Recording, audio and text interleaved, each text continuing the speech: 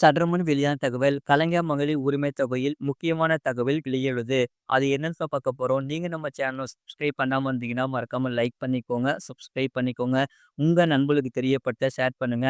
தற்போது நடைபெற்று வரும் சட்டப்பேரவை கூட்டத்தொடரில் மானிய கோரிக்கை மீதான விவாதத்தின் போது பங்கேற்று பேசிய துணை முதலமைச்சர் உதயநிதி ஸ்டாலின் கலைஞர் மகளிர் உரிமை தொகை திட்டம் விரிவாக்கம் குறித்த அறிவிப்பை வெளியிட்டுள்ளார். சட்டப்பேரவையில் துணை முதலமைச்சர் உதயநிதி ஸ்டாலின் பேசும்போது கலைஞர் மகளிர் உரிமை தொகை திட்டத்திற்கு புதியவர்கள் விண்ணப்பிக்கலாம் என அறிவித்துள்ளார். கடந்த 19 மாதங்களில் இந்த திட்டத்தில் 1,15,00,000 பேர் பயன்பெற்று வருவதாகவும் அவர்களுக்கான 21,000 கோடி ரூபாய் நேரடியாக வங்கி கணக்கில் வரவு வைக்கப்பட்டுள்ளதாகவும் தெரிவித்துள்ளார். இந்த அறிவிப்பு மூலம் பெண்கள் மகிழ்ச்சி அடைந்துள்ளன. ஏனென்றால் தகுதிகள் இருந்தும் கலைஞர் மகளிர் உரிமை தொகை திட்டத்தில் இவ்வளவு நாட்கள் பயன்பெற முடியாமல் இருந்தன. முழு வீடியோ லிங்க் கீழே இருக்கு, அதை கிளிக் பண்ணி பாருங்க. மறக்காம லைக் பண்ணிக்கோங்க.